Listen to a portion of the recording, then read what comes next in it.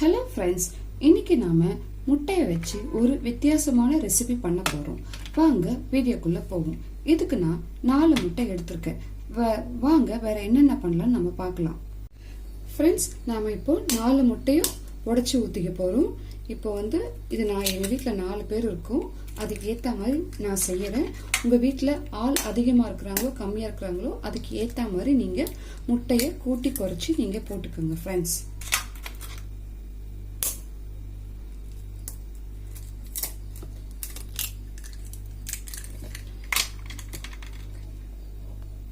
முட்டையை உடைச்சு ஊத்திட்டோம். இதுக்கு நாம ஒரு 1/2 டீஸ்பூன் மஞ்சத்தூள் சேர்த்துக்கலாம். அப்புறம் பெப்பர் சேர்த்துக்கோங்க, ஒரு 1/2 டீஸ்பூன் சேர்த்துக்கலாம். அடுத்தது நாம இதுக்கு தேவையான அளவு நாம சால்ட் சேர்த்துக்கலாம் ஃப்ரெண்ட்ஸ். இப்போ நாம இது எல்லாத்தையுமே ஒண்ணா மிக்ஸ் பண்ணிடுங்க. நல்லா கலந்துக்கோங்க. கட்டி எதுவும் இல்லாத அளவுக்கு நல்லா கலந்துக்கணும். பாருங்க, இது லைட்டா கட்டி இருக்கு. இந்த கட்டியெல்லாம் ஸ்பூன்ல லைட்டா உடைச்சு விட்டுடுங்க. உடைச்சு விட்டுட்டு நல்லா பீட் பண்ணி வச்சுக்கோங்க.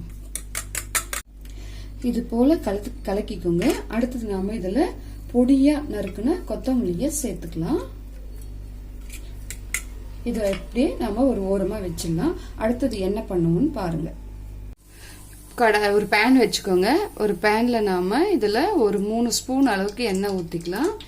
எண்ணெய் அதிகமாக வேணா ஊற்றிக்கோங்க, இல்லை கம்மியாக வேணாலும் கொஞ்சமாக சேர்க்கறதா இருந்தால் சேர்த்துக்கோங்க. அடுத்தது எண்ணெய் காஞ்சிடுச்சு. இதில் நாம் 2 பட்டை, ஒரு பிரிந்தி இலை, ஒரு ஏலக்காய் நாம் இதில் சேர்த்துருக்கோம். இதை லைட்டாக ஃப்ரை பண்ணிக்கோங்க. வெங்காயம் 2 பொடியாக நறுக்குனதை நாம் சேர்த்துக்கலாம். அடுத்தது பச்சை மிளகாய் 2 நீல வாக்கில் அரிஞ்சது 2 சேர்த்துக்கோங்க. கருவேப்பிலை கொஞ்சம் சேர்த்துக்கலாம். இவங்க தீய போறாங்க, லைட்டா கொஞ்சம் வதக்கிக்கலாம். வெங்காயம் வதக்கட்டும். அடுத்தது நாம இஞ்சி பூண்டு சேர்த்துக்கலாம். இஞ்சி பூண்டு நல்லா பஞ்சு போல நசுக்கி வச்சு ஒரு 2 ஸ்பூன் சேர்த்துக்கோங்க. நல்லா இதெல்லாம் வதங்கட்டும். இப்போ வெங்காயம் எல்லாமே வதங்கிடுச்சு. இப்போ தக்காளியை நல்லா ஒரு 3 தக்காளி எடுத்திருக்கேன். இதை அரிஞ்சிட்டு ஒன்றும் பாதியமா அரைச்சிக்குங்க. ரொம்ப நைஸா அரைக்க வேண்டாம். இந்த தக்காளியை இதோட நாம சேர்த்து கலந்துக்கலாம்.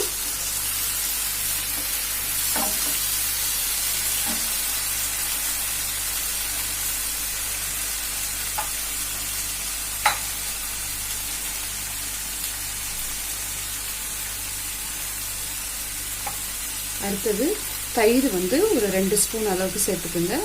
தயிர் சேர்த்தோம்னா நல்லா டேஸ்ட் கொடுக்கும். தயிர் விருப்பம் இல்லைன்னா நீங்க சேர்க்க தேவையில்லை, ஆனா சேர்த்தா நல்லா இருக்கும். இது எல்லாமே நல்லா வதக்கிக்கோங்க.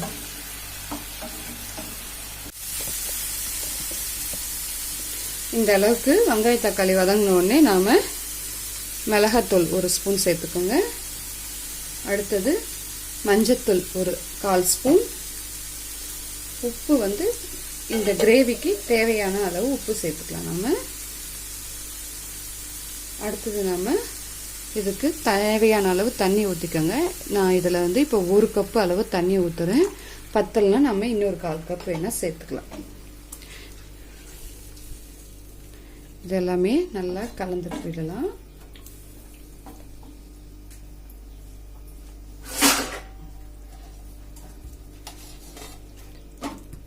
இது அப்படியே இருக்கட்டும். நாம இப்போ தட்டு போட்டு ஒரு 5 நிமிஷம் சிம்மிலே வச்சிருங்க. தட்டு போட்டு மூடிடலாம். இப்போ நாம செஞ்ச கிரேவியை ஒரு பக்கம் மாத்திட்டோம். இப்போ நாம இந்த பக்கத்துல ஒரு தவா வச்சுட்டு அதில் தவா காஞ்சோடனே எண்ணெய் ஊற்றிட்டேன். இப்போ நாம கலக்கி வச்ச முட்டையை இதில் ஆம்லேட்டா ஊற்றிக்கலாம்.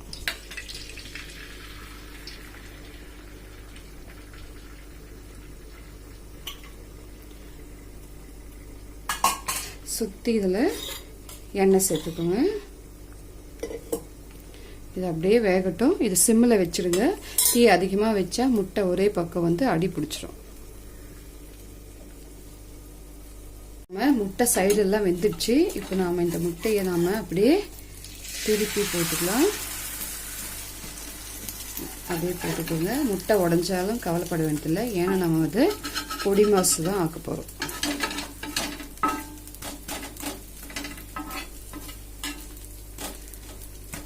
ரெண்டு பக்கமும் நல்லா திருப்பி போட்டுக்கோங்க.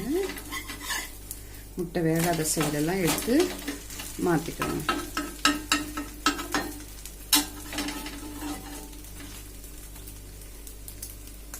நாம் முட்டையை வந்து நல்லா சின்ன சின்னதாக பீஸாக நாம் இதை கட் பண்ணிக்கலாம்.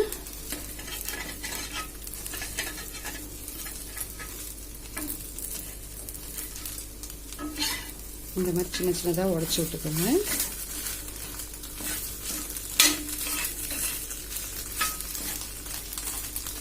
ரொம்ப பொடியாக இருந்தால் நல்லா இருக்காது, ஓரளவுக்கு பெருசாக பண்ணிக்கலாம்.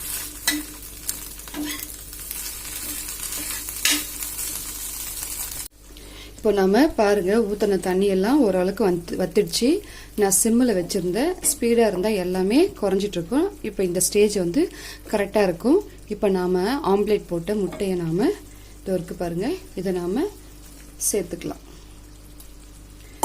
சேர்த்துட்டு ஒன்றோட ஒன்று மிக்ஸ் பண்ணி விட்டுடுங்க. கலந்த போல் ஒரு 5 நிமிஷம் சிம்மில் வச்சுக்கோங்க.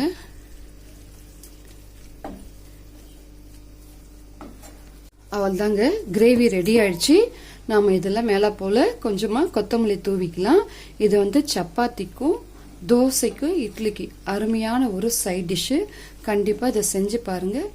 செஞ்சு பார்த்துட்டு இதை செஞ்சு பார்த்துட்டு விகே சேனலுக்கு லைக் பண்ணுங்கள், ஷேர் பண்ணுங்கள், கமெண்ட் பண்ணுங்கள்.